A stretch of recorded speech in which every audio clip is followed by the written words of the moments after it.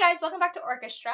Today we're going to be discussing another technique to create interest in our compositions. So you all did a really lovely job with your melodic compositions. I received a lot of them over the past couple of days and I've listened to several. They're really well done. Some of you did an excellent job of setting the text, really using beautiful prosody, which is just knowing where text emphasis is and setting it accordingly. Beautiful job with your harmonic rhythms, your rhythmic variations. Lovely work, guys. If you haven't submitted your assignment yet, you do need to get it turned in ASAP. The quarter closes. Turn it in. Thank you. Today, though, we're going to be talking about variation. So variation is a formal technique where you take material that already exists and you present it in an altered form, or you repeat it again in an altered form. We talked about variation a little bit in choir not that long ago when we talked about sonata form. I told you that usually sonata form has a theme and then a development, or you take the theme and you extrapolate on it and make something new out of it. Mozart is known as the king of variation. He's not the only one. Haydn did this pretty well. Several different composers did this sublimely. But Mozart really wrote a lot of variations. He's most famous for his variations on Twinkle Twinkle Little Star. You've probably heard this somewhere, and if you haven't, it's up there in the corner. I'm going to put it in this box. I'm going to figure out how to do that.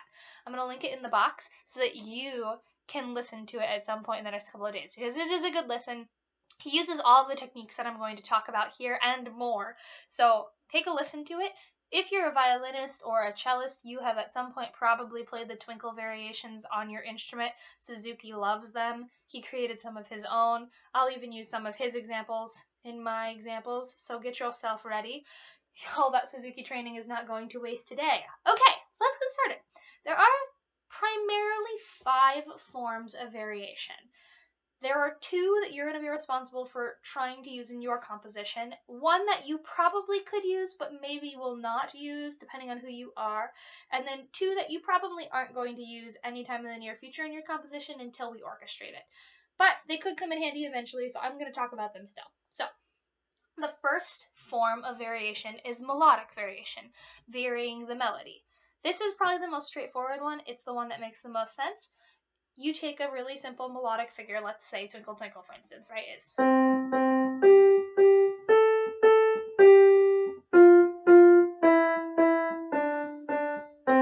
And then you decorate or you elaborate on that melody, usually by adding notes that come between other notes. So something like.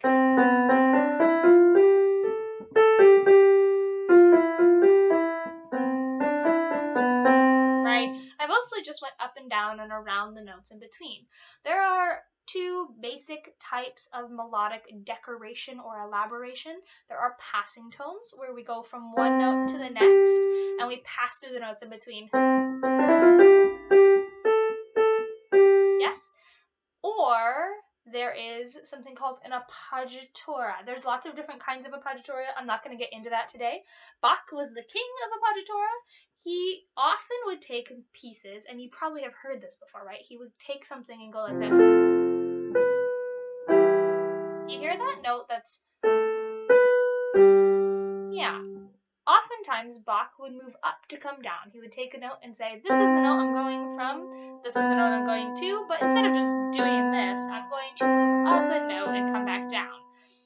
It's that whole what goes up must come down kind of notion. So basically, appoggiaturas just move around the note you want to land on. So let's say I'm doing Twinkle with some appoggiaturas.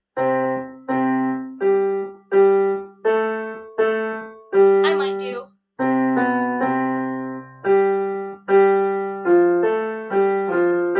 something like that.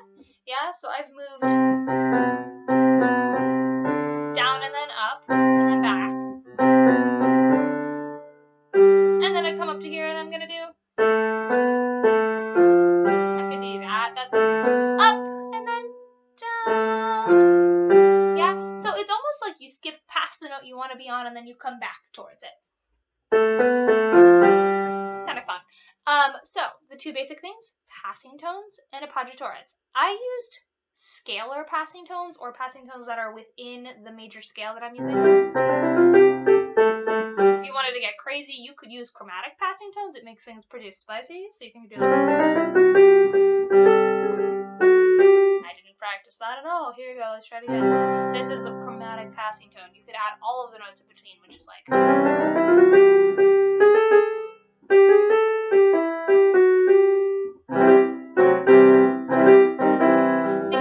pretty jazzy when you do that because they're no longer just within the diatonic scale. They've now added things that are outside in the chromatic scale. Super fun, kind of crazy. You can go nuts if you want to. I would suggest starting with your basic melody structure and then trying to fill in gaps.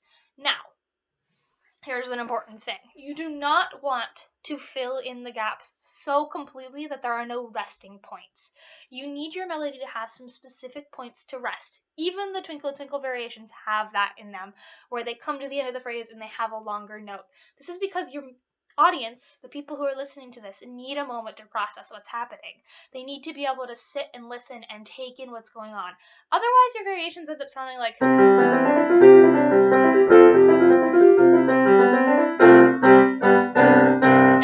you've written a Bach convention and nobody knows what's going on anymore. We don't want that. We want people to be able to understand what's happening. So make sure you have resting points for your audience within your variation. That's number one, melodic variation. Woohoo! Number one. Number two is rhythmic variation. Crazy, I know. You vary the melody, you can vary the rhythm. Now, obviously, when you vary your melody, you're going to add some different kinds of rhythms in. This is not the same thing. Melodic variation often just creates more rhythm or adds more subdivision to the beat.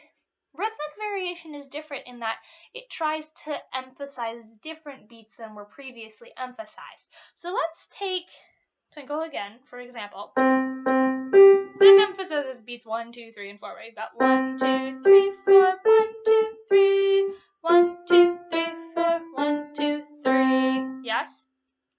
One way to do a different kind of rhythmic variation would be to syncopate it or to accent the offbeat. So if I did, that's a really simple rhythmic variation. Or you could do the most famous Suzuki one ever is.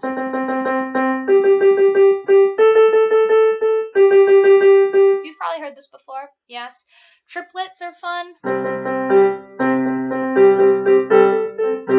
Or you could do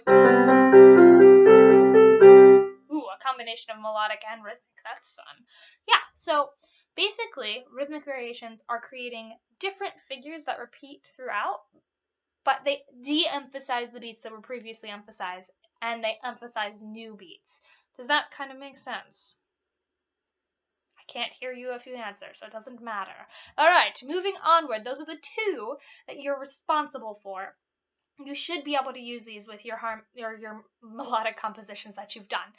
The third thing is harmonic variation. You probably aren't going to use this right now because most of you did not write harmonic progressions with your melodies. You weren't really supposed to yet. So if you did, you could hypothetically try this. Basically, it's taking the melody and harmonizing it differently than it usually would be. So Twinkle is like this. It's a 1 chord, and then a 4 chord, and then a 1 chord, and then 4, 1, 5, 1. We could take it though, and we could do like some 5/7s. You could do something like that.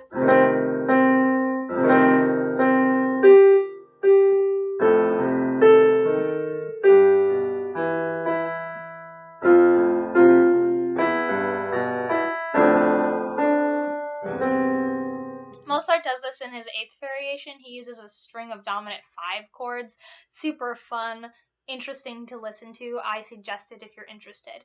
A really simple way to alter the the harmonic structure is to change the mode you're in, though. So a lot of you wrote in major keys. Some of you wrote in minor keys. Yes? One simple way to change it is just to change the mode your piece is in. So if you're in C major, you could put it in C minor. It adds a very dark feeling to it. Kind of love it. Yeah, super fun. So you could do that. That's an option. Those are the first 3. So you've got melodic variation, rhythmic variation, harmonic or modal variation, and then the last 2 are 2 that I don't think you're going to need to touch right now. First, we have orchestration variation. That one's fun to say. Or just instrumentation variation. Basically, it's just orchestrating or instrumenting it differently. So let's say that you wrote a piece of music and the melody was in the flutes. And then when you varied it the next time, you decided, I'm going to give the violins the melody, or the oboe the melody, or I don't know, the double basses the melody, something like that. So completely changing who has which part in your orchestra is a really easy way to vary stuff up. Yeah, so there's that, orchestration variation. And then the last one is just timbre. You can vary the timbre. This is just the tone that you approach music with. This has to do with orchestration, but it also has to do with dynamics and articulation. So if I approach Twinkle, again, shockingly, and I did it like this.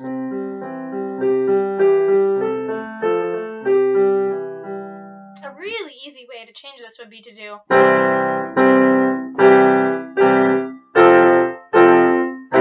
Right? It's immediately different. Has a completely different mood, a different feeling.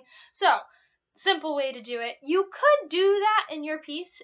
Because you're only using one melodic line, it's a little bit weird, but you're totally capable of it, changing articulations and dynamic levels. Yes? So, to recap, we've got melodic variation. You should try this. Rhythmic variation. You should try this. Harmonic or modal variation. You might want to try this. Instrumentation or orchestration variation. Shouldn't try this right now. Most of you did not write for more than one instrument. And last but not least is timbre variation. You could attempt this right now, but I'm not into it. The ones I really want you to try to accomplish this week are melodic variation and rhythmic variation. So, your job in the next however long you have is to attempt variations on your theme. So you're going to take the theme you wrote last week for me, the melody that you wrote, based on Leaning on the Everlasting Arms. You can strip it of its lyrics. The lyrics aren't important anymore. And you are going to write some variations based on it. I want at least 2. You can write as many as you feel led to, but 2 at least. You need to try to do at least one melodic variation and at least one rhythmic variation. Those are the things I'm asking for. Please give it your best shot. See what you can come up with. Have some fun. It's kind of creative and enjoyable. This is one of my favorite parts of composition, is taking the melody and making new things out of it. So enjoy yourself. See what you can come up with. And I look forward to hearing from you. I will be here in a Zoom session. I'm actually probably there right now. You can join. The Zoom code is in RunWeb and the Zoom password is also in RunWeb. So you can join whatever you would like in the next hour and a half.